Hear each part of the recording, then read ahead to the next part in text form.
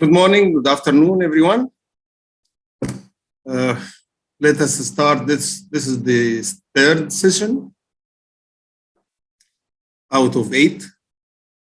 Today we will talk about well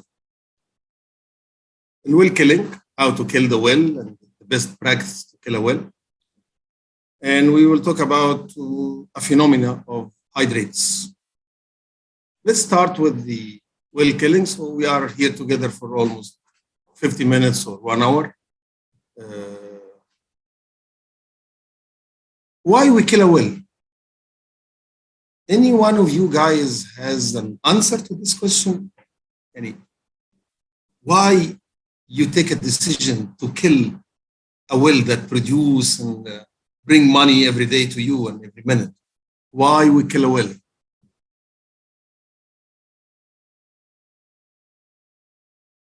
Good evening to you, Mr. Ahmed. Why we kill a well? Because gas keep coming to surface. Yes, this is one of the reasons. I do agree with you, but is it the only reason to kill a well that gas kick is coming out? Sometimes this is during drilling, yes. One of the answers is because operating costs are higher than profits. Okay. Let us go for the answer of we have gas coming, which is a kick is coming, and this is uncontrolled kick. So we need to kill a well. I might accept that, or I do accept that when we are in drilling phase. But sometimes we kill a well during production. And during production, gas is a must. What brings the oil from deep in the well all the way to the surface? It is gas. So gas is a must. So it is not necessarily when I see gas to kill a well, but in drilling, yes. To do some jobs inside the well when production becomes too risky and dangerous. This is some of your answers that I can see it now. But let us talk generally. Generally, we kill a well because there is a problem. You have a problem. You have uncontrolled situation that you need to control. This is generally speaking. But if you have a problem or you have uncontrolled situation, killing the well is your last choice. Not any problem that happens that automatically you put your hand in your pocket and get the knife and kill the well. We don't do that with any problem that happens. No. Killing the well is always your last option of solving your existing problem. Because the cost of killing the well is too much. I'm not talking about the cost of the killing, but the cost of reinstate production from that killed well. So please keep in mind that if you have a problem and you need to solve it, if you look at the book, you will find that this problem, to solve it, you have these 10 choices. Be sure that choice number 10 is killing the well.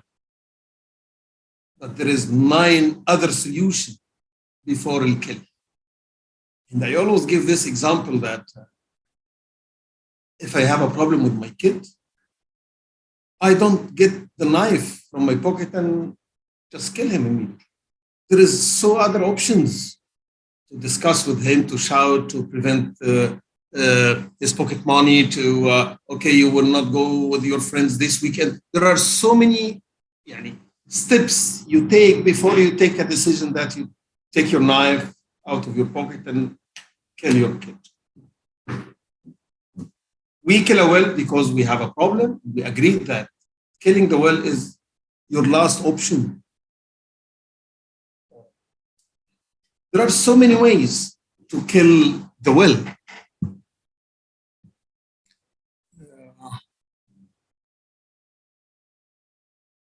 Okay, I have some other answers to complete, how to kill the well, to complete a well in a emergency situation.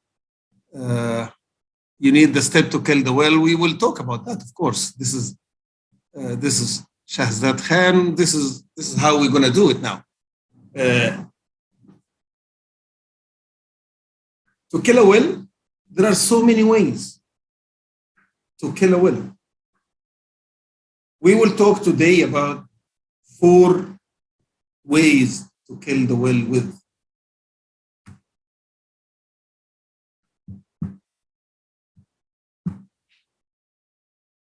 These 4 methods are bullhead, forward circulation, reverse circulation, and lubricate and bleed.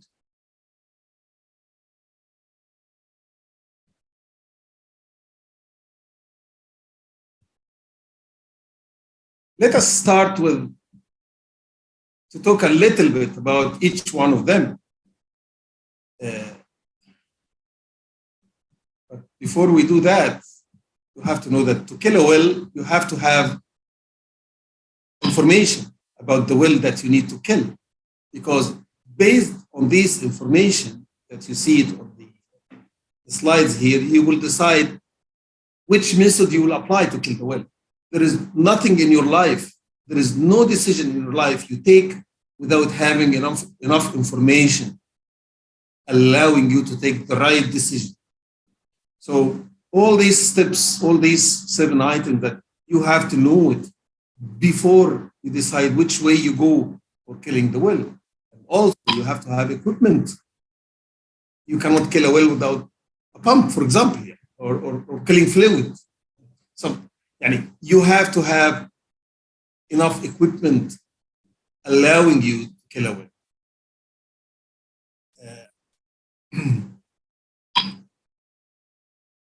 Let's talk about the first method of killing the well, which is the bullhead. Bullhead is a way of pumping the kill fluid through the production tubing or through the tubing generally, and squeeze the influx, which is the gas normally, inside the formation. So it is not a circulation method. It is a squeeze, that you squeeze this liquid inside the tubing into the formation. And we use this method in emergency. And if you notice, I put emergency in red because there is a message. I need you to read it. Bullhead is related to emergency. If you have an emergency situation and you decided to kill the well, your first option is the bullhead, because it is a method that does not need calculation. Normally, to kill a well using the bullhead, normally you pump from between the tubing volume and double the tubing volume. So if the tubing volume, for example, is 100 barrels, so this well will be killed after pumping between 100 and 200 barrels of killing fluid. Of course, sometimes you pump 10 times the tubing capacity. Yes, this is not the normal way. The normal way is between a tubing volume and double tubing volume of the well. So we use it in case of emergency. And before we do it, we have to do injectivity test. What is the injectivity test? You have to see if this formation that you're going to squeeze this column of fluid inside it will accept that or not. Some formations are like check valve.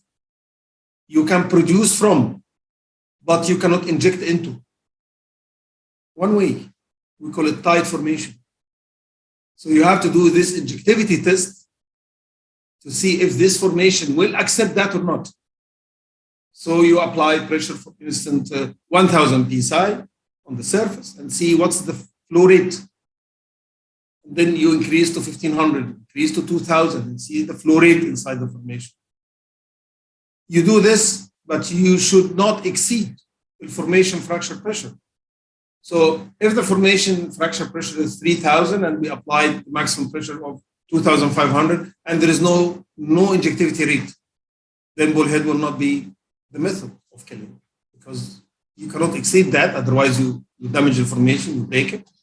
So you have to look for another way of killing the well. So injectivity test is the must to decide this formation will accept that or not. And of course, bullheading is one of the advantages that the gas you are pumping, the gas which is escaped into tubing will not go to the surface. You are squeezing it into the formation. What is the limitation? We have 4 limitations of this method. Number 1 is the formation fracture pressure, that you cannot exceed it. So if the formation pressure is 2,000, you cannot exceed 2,000 in pumping. Otherwise, you damage the formation, you break it. Number 2 is the tubing burst pressure. The tubing in oil field is exposed to 2 kinds of pressure, mainly. When you pump inside the tubing, so we're talking about the burst pressure, or the pressure coming from outside the tubing, which is collapse pressure. In bullheading, we are pumping inside the tubing, so we care about the burst limit of this tubing. So you have to look at the material data sheet that comes with this tubing, and you see that the burst limit, the burst pressure is 3,500. So this is your maximum. By the way, do not ever rely on this technical data sheet that comes with the pipe, because this technical data sheet that comes with the new pipe or the new tool you have, based on it is brand new. But when you use it, of course, all these limits will be changed. It will be lower. The life curve of everything in our life, including ourselves, is going down. It's never the same or goes up. It's always down. So you have to know the exact burst limit of this tubing today. How you do that, this is another story, but not in this course. But you have to know that. Do not rely on the burst pressure or collapse resistance in the technical data sheet of the pipe. This is when it is new. And this is when it is 100% round. If it is oval, all this technical data sheet will be different. So number 1 is the formation fracture pressure. This is one of the limitations. Number 2 is the tubing burst pressure. You see your question and answers here.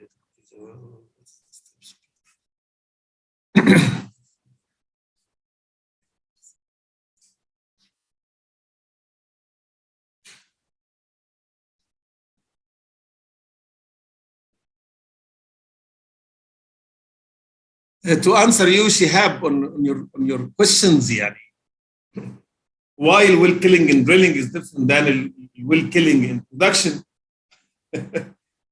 Of course, the way I wear my clothes when I am teaching you is totally different than what I wear when I go to the beach, right? So drilling and production are 2 different categories, yani. I always say that if drilling is going up, production is going down. If drilling is going to the right side, production will go to the left side. We are opposite in everything. Even the barrier. Yani, we talked the last 2 sessions about barrier, for example. So in drilling, the primary barrier is below. Then we go up to the secondary, then we go up to the tertiary.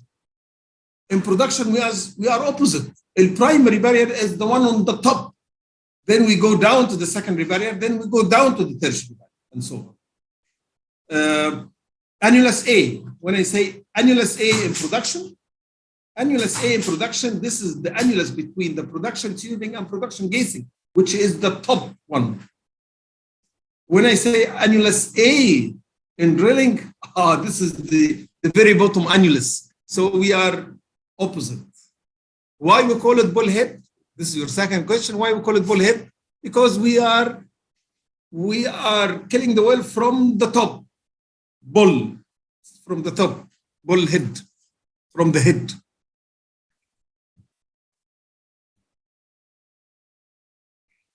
So the third limitation we have is the maximum pressure of a surface equipment. If your wellhead or Christmas tree is rated for 3,000 psi, this is the maximum pressure you can apply. You are limited with that. If the pipelines that you are pumping through is rated for 2,000 psi, so this is the maximum pressure you can apply. So you are limited also with that. Number 4 is the formation damage. This is actually a weak point in this method, which is bullhead. Why? You might damage the formation. Bullhead, as I said, you are squeezing all these fluids in the tubing back to the formation. If this well is not new well, it's an old well, what will be at the bottom here? At the bottom here, it will be scales, debris, wax, paraffins, O-rings and ring gaskets. And you are squeezing all this rubbish into the formation. By doing this, you are plugging the roads where fluid is moving through. I mean, by fluid, I mean, of course, hydrocarbons that flows up. So this is one of the weak points, actually, of the bullhead, that it damages. All what I need you to know about the bullhead, that it is an emergency method of killing the well, because it does not need actual calculations.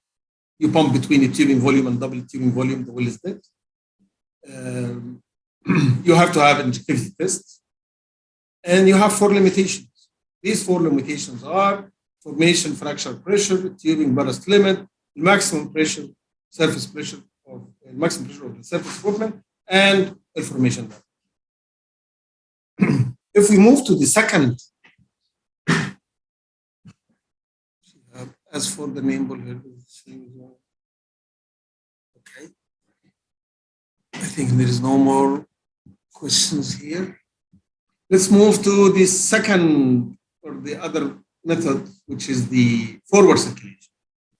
The forward circulation is the method of killing a well by pumping the kill fluid from the annulus, getting the return from the tubing, while having wireline plug at the bottom, at the tailpipe. As you see, we pump from tubing. Sorry, we pump. Oh, this is forward. Sorry. This is the reverse. We pump from. Oh, sorry. Okay, let's go talk about the forward circulation first. Forward circulation is pumping, as you see, kill fluid. We pump from tubing. We are getting the return from the annulus through the SSD, which is a sliding side door, this one, while we having wireline plug at the tailpipe. By this method, we are getting rid of the light fluid, normally gases in the tubing, out of the well. When people see a plug in the tailpipe, they tell me, oh, you are not killing the well. You are circulating. I said, well, what do you mean by killing the well? I believe we both agree that killing the well means that the gauge, the pressure gauge here at the surface will read 0. It doesn't matter which way I go and which way you go. Our target is the same. Having 0 psi at the surface. The plug you put at the tailpipe is to protect your formation from yourself. From yourself, increasing the pressure accidentally more than the formation pressure. So you break the formation and damage it. Or protecting the formation from you selecting a bad fluid that is not compatible with the formation, so it will damage the formation. If the fluid you are using to kill the well is not compatible with the formation, it will damage it. So by putting the plug in the tailpipe, I'm protecting the formation from being breaking if you exceed the formation pressure by mistake, or by using fluid not compatible with the formation. So these are the two main reasons actually why we have a plug at the tailpipe.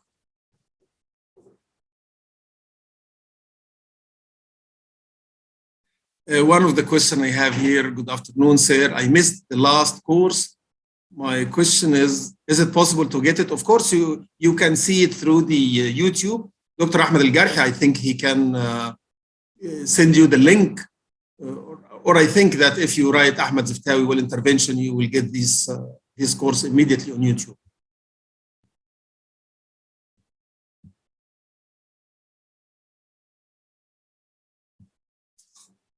Okay.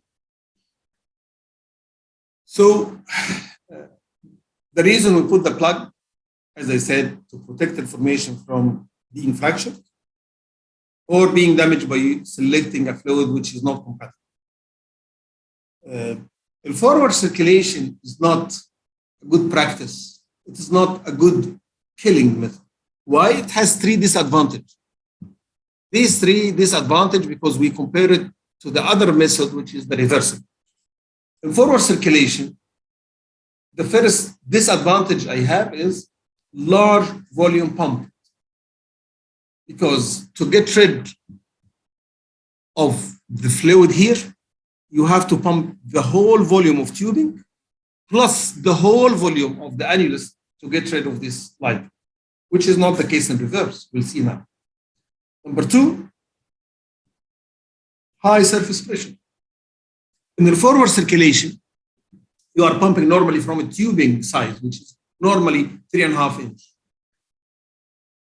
But the reverse circulation, you are pumping from the annulus through the casing, which is normally 7 inches or 9 inches. The relation between diameter and volume and the pressure, of course, it is vice versa. Yani, if you decrease the diameter, you increase the pressure. If you increase the diameter, you reduce the pressure. So you might ask me, what's your problem, Ahmed? If my design, the job design, the maximum surface pressure I will get through the killing ratio is 3,000 psi, while the Christmas tree is rating to 10,000 psi. So I have no problem regarding pressure. I said, no, my friend, you have it. You see this word? Pressure, pressure. Pressure is hazard. So my target and your target is to do the job at 0 psi if we can. Each one single psi you add, you are adding hazard. So pressure itself is a hazard. So low pressure is your target. You have to minimize the psi. You do the job well. That's why it is a disadvantage. Number three, the third disadvantage of this method is the influx will be beneath completion flow.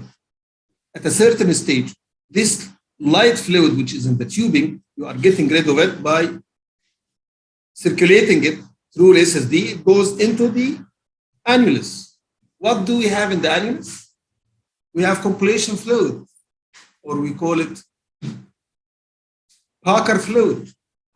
Why we call it Parker fluid? Because we put it on top of the Parker. So we call it Parker fluid.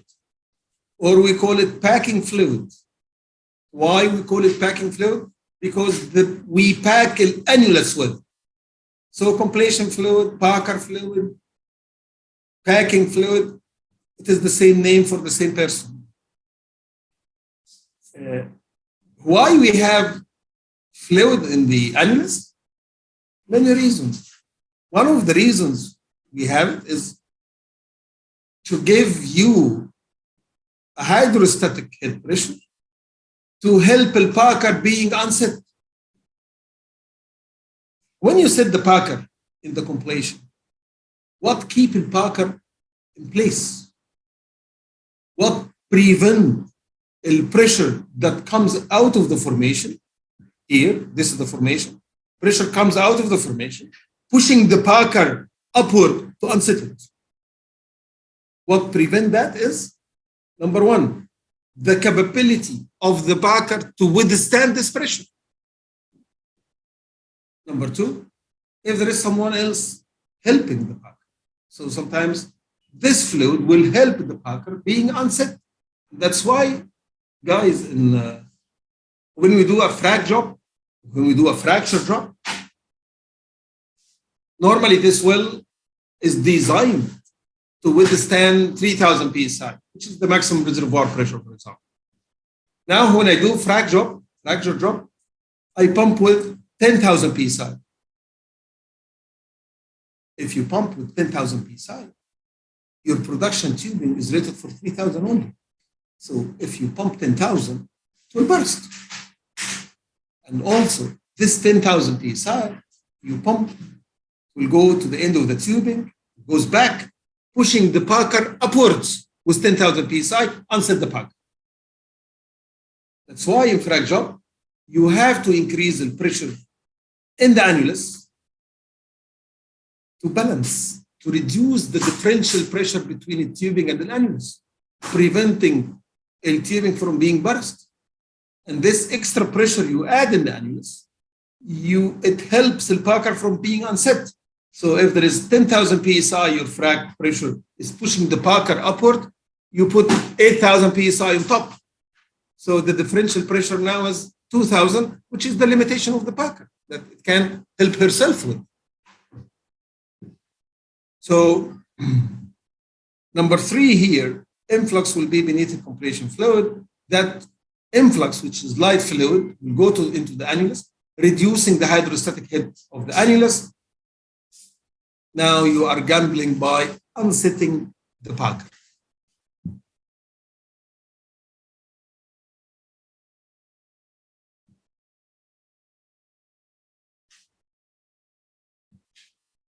I'm just looking for the answer, your questions, Yani, now.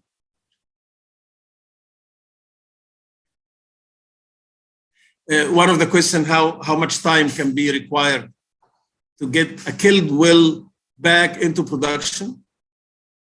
If I answer this question, I am dummy. I know nothing about oil field. Because this time could be 20 minutes and could be 20 days. It varies from a well to another.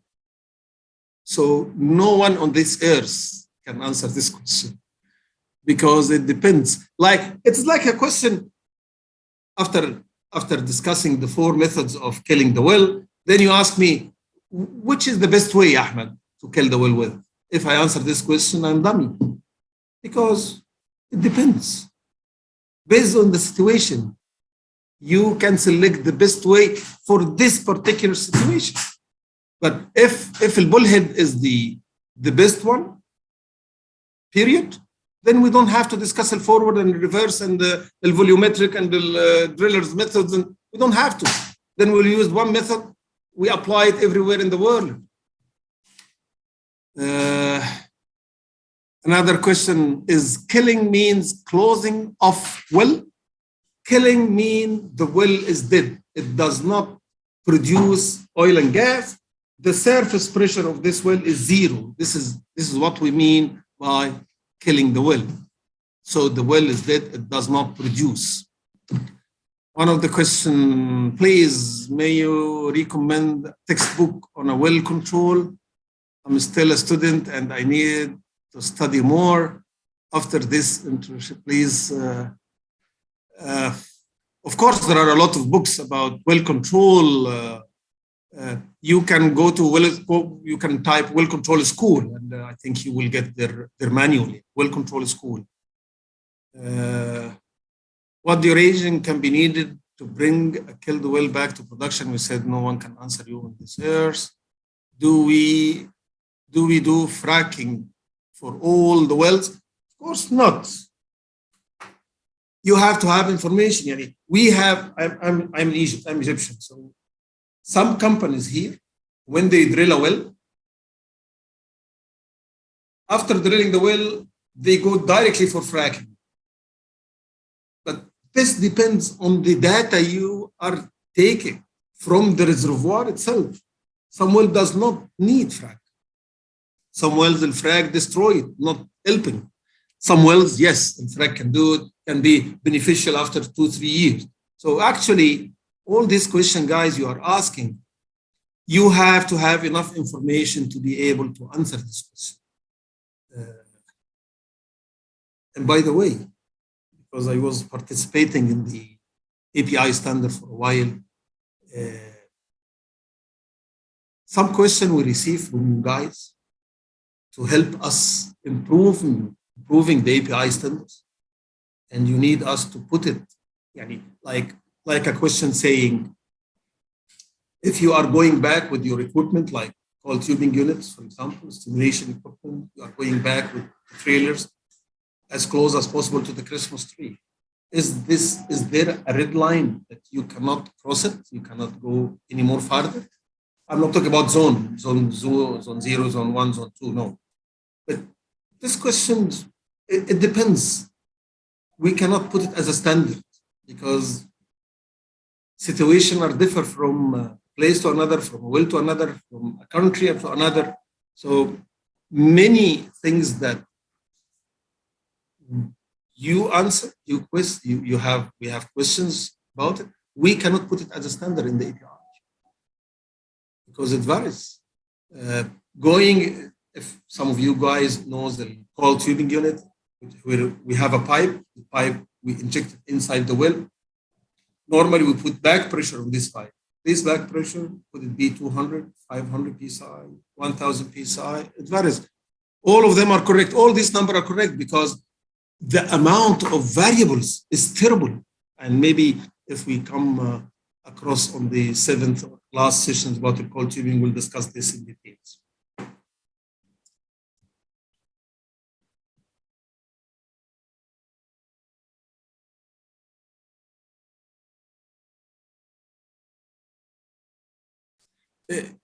Fatima, your question, I will answer it when you said which method is better than the other.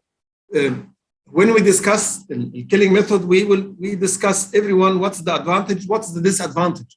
And then based on the situation you have in location, you decide which one you use. A reverse is very nice, but if you have a check valve in the tubing, you will not be able to do reverse because this check valve will prevent you from reverse circulation. So Bullhead is great because it is quickly, but if this method will damage your formation, then you cannot use it. So it depends. What is the maximum pressure? Another question. What's the maximum pressure a well can withstand? Again, this is a question without an answer. Why? Because again, it depends on the reservoir characteristics. Some reservoir, the fracture pressure is 1000 psi. Some other reservoir, the fracture pressure is 500. So the maximum pressure you can apply is 500. Some reservoir are 10,000 psi. So the maximum pressure you can apply is 10,000 psi. So each reservoir, it has its own characters. These characters is including pressure, temperature, API, grade of the oil, and the viscosity of the oil. So there is no number as a standard you can apply it for everywhere in the world.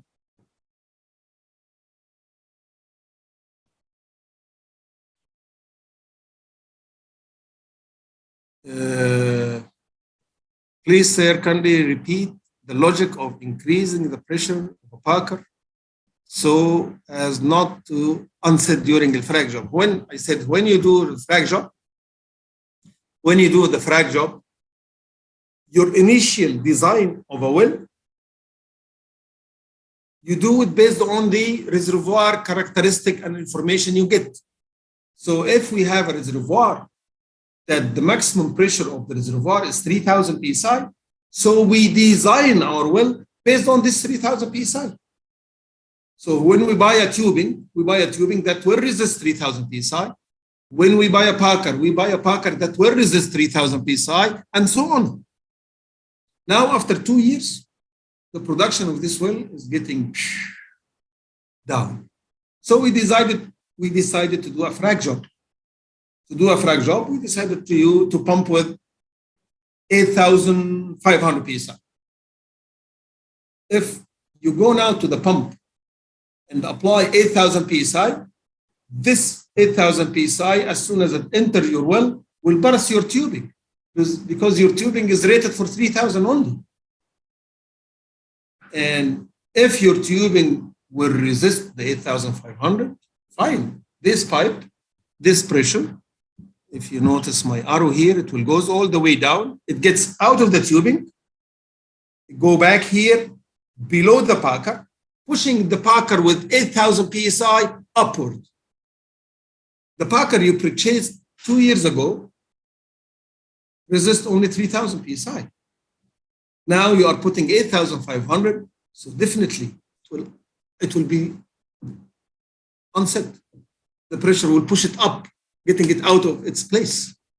That's why you have to increase the pressure in the annulus to reduce the differential pressure between the tubing pressure and the annulus pressure, and also to reduce the differential pressure on packer between below and up. That's why we use this.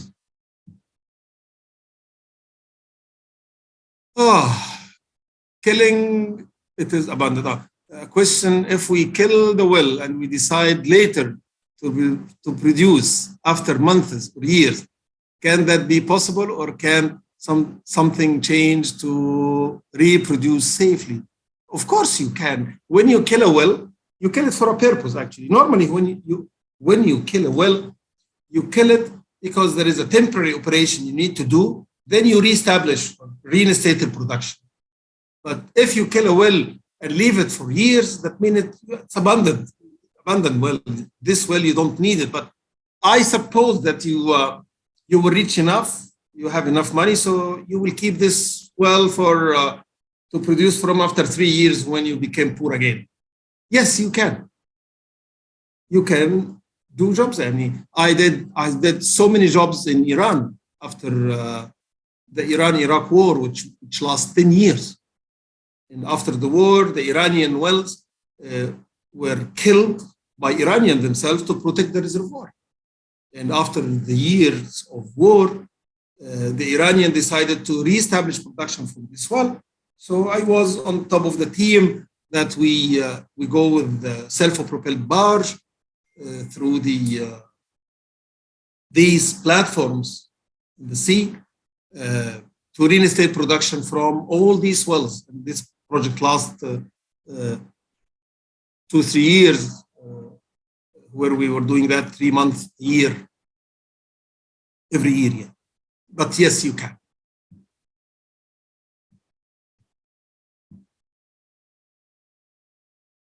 Mohsen, can we use some NCTU test to measure tubing burst resistant after using the burst resistance? Yeah, Mohsen, if it is 3,000 psi, the NCTU will not help you to know that it is today it became 2,500.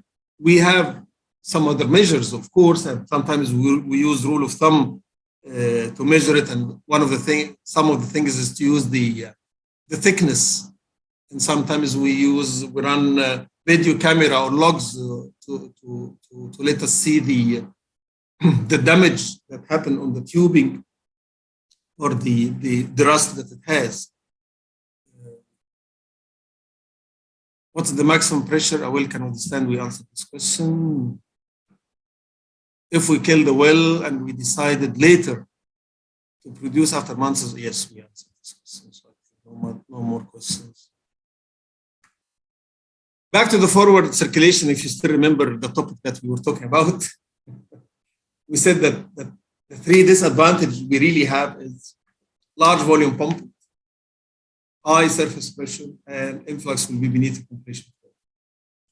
These 3 disadvantages became 3 advantages when we use the opposite method, which is the reverse circulation.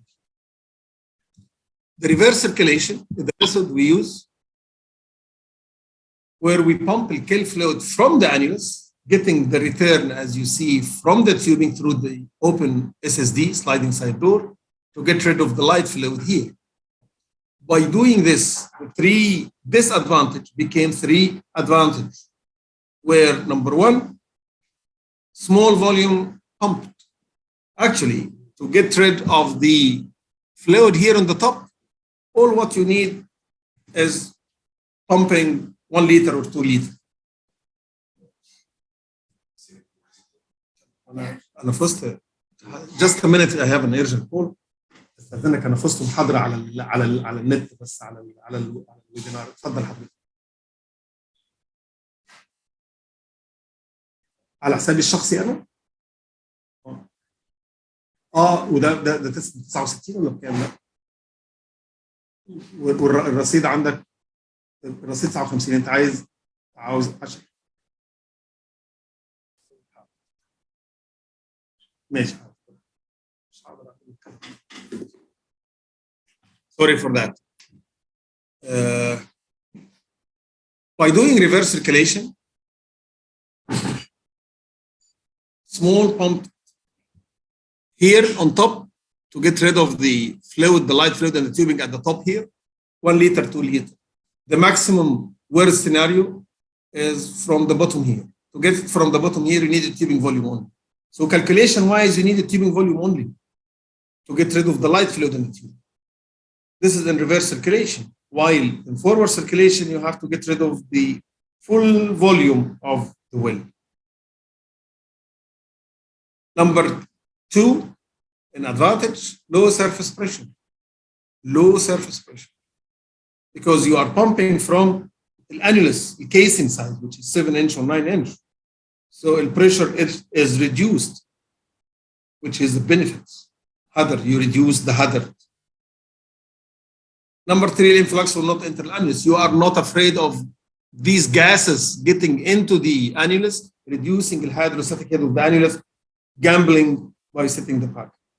So the three advantage of the reverse circulation is small volume pump, small surface pressure, influx will not get into the annulus. So you are gambling by unsetting the packer, and that's why we call this method planned method. Planned method. Plan means that when I sit with you to decide which way we should kill the well, and we get with the forward circulation. This is the bad planning because forward has a lot of disadvantage. So we are looking for advantage. So advantage means reverse. That's why it's a plan. We call it planned method. Last method of killing the well, which is lubricate and bleed. But before we go through that, let me ask you a question. In any production well, if I ask you what's inside the tubing, what's inside this point, what's inside this point, what's there, you will tell me it's a mixed grill. It's a salad, tomato, cucumber, lettuce, onion, right? In any production well, what's inside the tubing at any particular point, it is a mixture of water, oil, and gas. But when you shut in a well,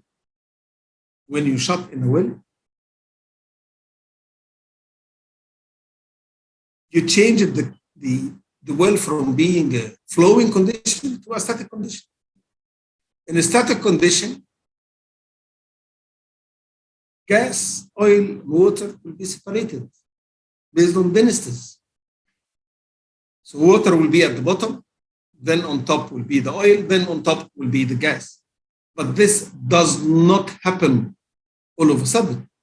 It takes time because some gases at 1,000 feet deep will take maybe 15, 20 minutes to reach the surface. But you have some gases 5,000 feet away, they will take maybe half an hour to go there. And you have some other gases at 10,000 feet, they will take 2 hours to reach the surface. It's segregation. This segregation time depends on a lot of things. This well is vertical or deviated, the density, the viscosity of the well, the fluid you are. So it depends again. So that's why when you shut in a well, immediately after you shut in the well, you will see the surface pressure go rapidly up, maybe from 0, for example, to 900 psi. And then we go together, sit at the cafe, having 2 cups of teas, and then go back to the well after 2 hours. Look at the pressure. It is not 900. It will be more or less. Any idea? Maybe someone can answer this question. Let us see the questions you have. I didn't get large volume and small volume pump. Zishan, his question, he didn't understand what I said by small volume and large volume. To go to your question here, let me go back.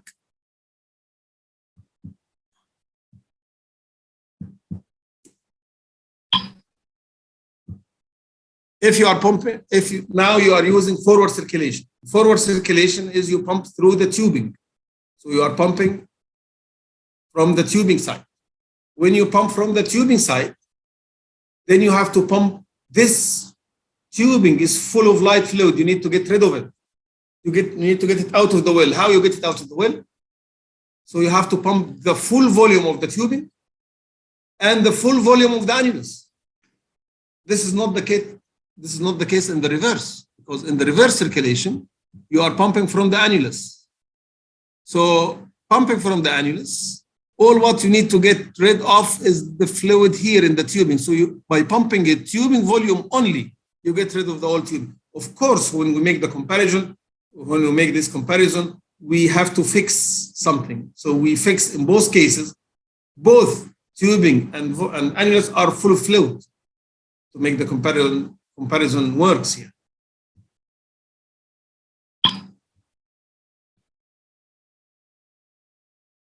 What's the influx? The influx is the gases or the light fluid. We call it influx.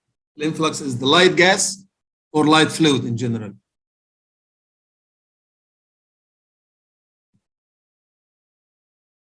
From time to time, I try to look at your questions and answer it if possible. Yeah.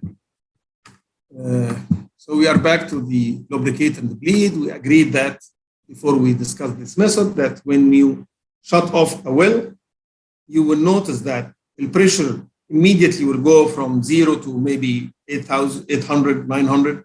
And then we go to the cafe, have a cup of tea, come back after 2 hours, look at the pressure gauge. If we lift it when it was 900, when you come after 2 hours, it is not 900. Definitely it will increase. Because when you shut in a well, you turn it into static conditions. So water will be down, oil and gas. The gas, while segregation process to go on top, you will create a gas cap. This gas cap increasing the surface pressure. So pressure will increase as long as there is segregation of gas to the surface up till all gas is out. When this happens, you will find that the pressure gauge at the surface will not increase. And the condition is stable. The well is stable now. You have 3 phases, separate 3 phases. Water at the bottom, oil at the middle, and gas on top. The sudden increase, if we have a curve actually, represent the relation between time on the horizontal axis and pressure on the vertical axis. You will see that when you shut in the well, pressure will go from 0 all the way up, increase to maybe 900. But then the increase on the curve will be slowly and long. This first portion of the curve, which is rapid, sharp and rapid increase in pressure, this is due to formation buildup. This is the pressure of the formation. But then the second stage, which you see the curve going slowly up on a long time.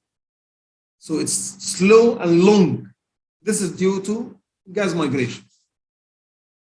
If you go back to the lubricate and bleed, it is a method that you apply by pumping a small amount of kill fluid and the bleeding of small amount of gas while keeping constant bottom hole pressure. So we do this by pumping maybe 1 barrel of kill fluid and wait till this 1 barrel of kiln fluid segregate through the original fluid because it is higher density. It goes all the way down, creating a little bit of hydrostatic hit, then bleeding off small amount of gas, close. Then pump 1 barrel and go sleep for 2 hours till this 1 barrel segregate through or lubricate through. That's why we call it lubricate and bleed, because this killing fluid, it lubricates through the original fluid and goes down, creating some hydrostatic hit. Accordingly, we bleed off small amount of gas and close till we get rid of the whole gas. And as you see, this is the killing method without using a pump. Some people ask me when I explain this, Ahmed, you need to get rid of the gas? I said, yes. Why you make things complicated? Why don't you just open the well so gas comes out and then close? So I laugh. I said, by doing this, you are creating a blowout as per the book. Because what comes out, not the gas, it will be the liquid. The gas which is below, it will push the liquid up, moving it out. When you shut off the well, gas cannot push the liquid up, so it would rather segregate through. So you catch it piece by piece and get rid of it. That's why you have to do this in steps. And this is a very slow method, by the way. It might take 2 weeks. Again, it depends on the situation.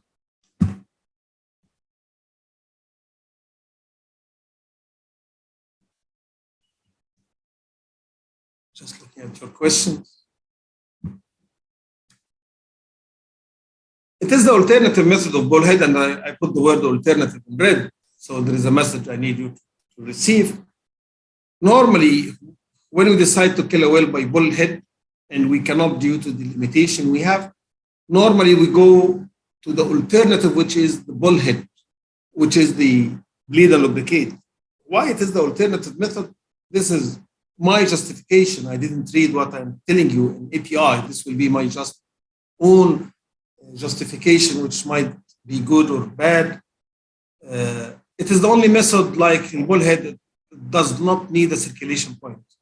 The forward circulation, reverse circulation, even the 2 methods that we didn't discuss, which is driller's method and weight, all these methods, you have to have a circulation device.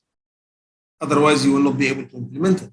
This one, lubricate and bleed, it is like the bullhead, it does not need a circulation point. But it is not a squeeze, it is a replacement.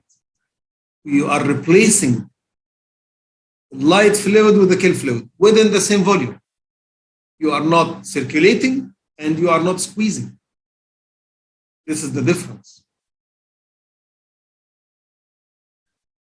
So it is a well kill method that replaces the light fluid with a heavier fluid within the same volume.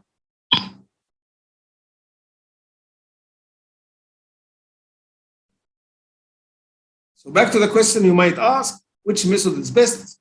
I cannot tell you. Each method has an advantage, disadvantage.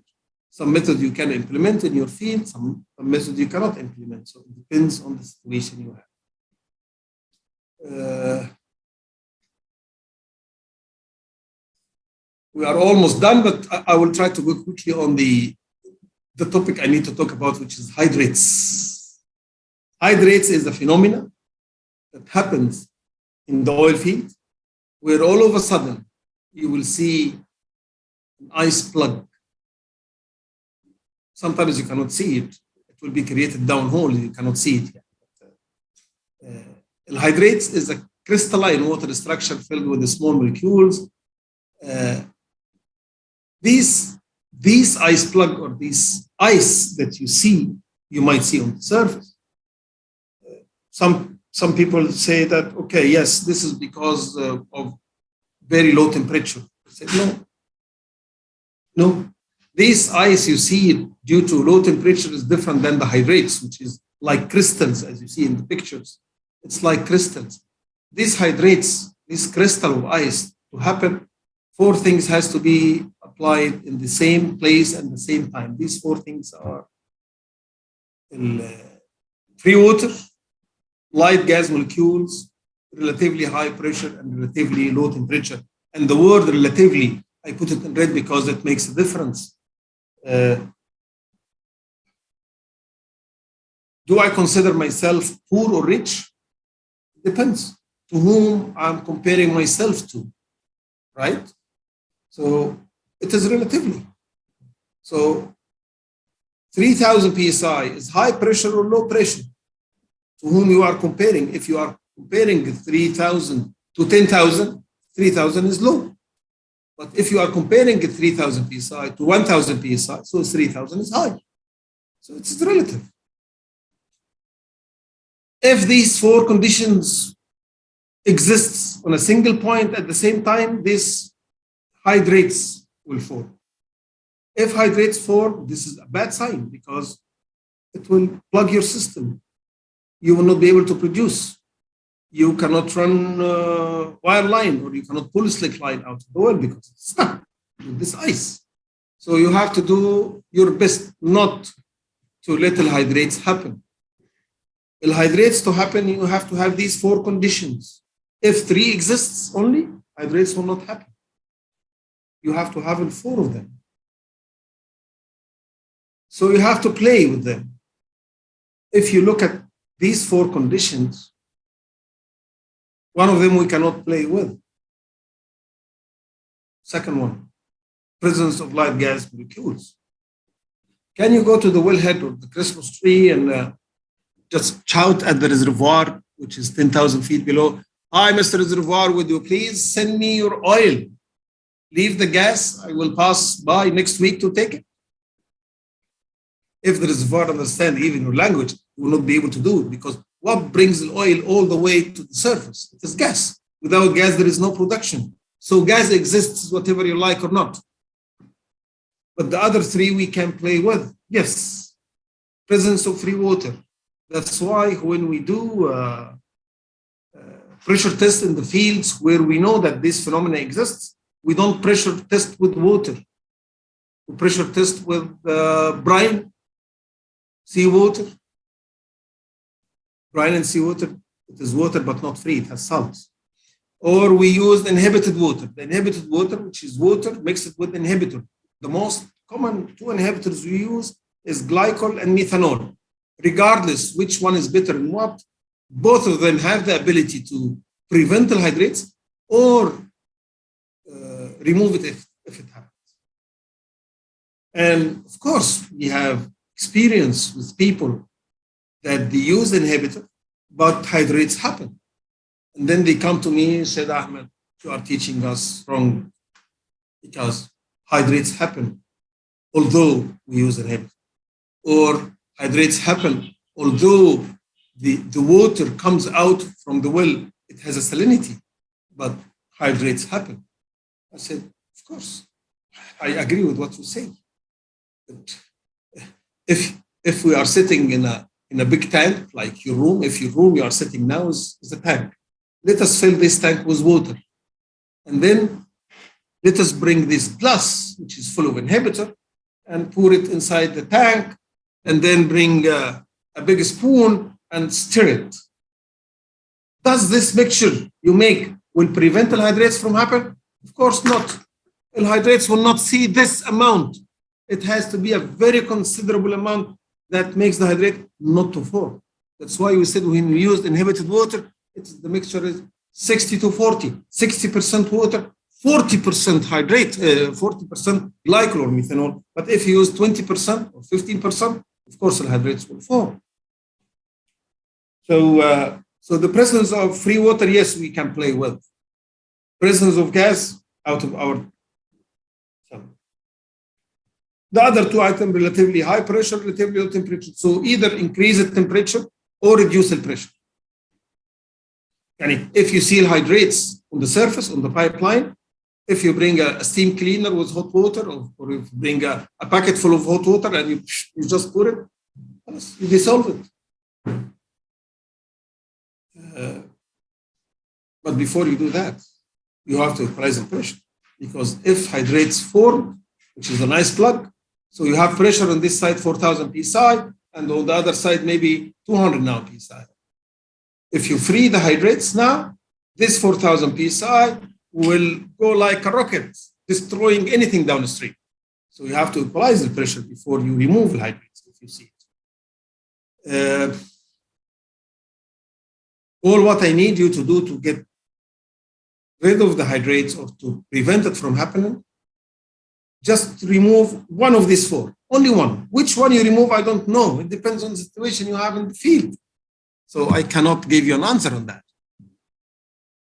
Concerning lubricator and the bleed method, what prevents the reservoir from compensating fluid which you bleed from surface? That's why we said it is a very slow process. It might take 2 weeks to get rid of the old gases, but you will keep doing that. And at the end, what will prevent is just removing all the gas. That's why it takes a lot of time.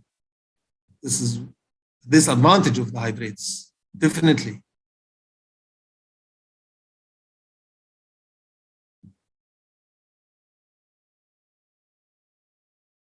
Do we lubricate and bleed through tubing only? How could we pump the heavy fluid and control the light fluid, which will be a bit, this is through a system. You don't do it manually. This is a system, not manually as you thought. So removing the hydrates is, you do the opposite of what you should, what hydrates needs.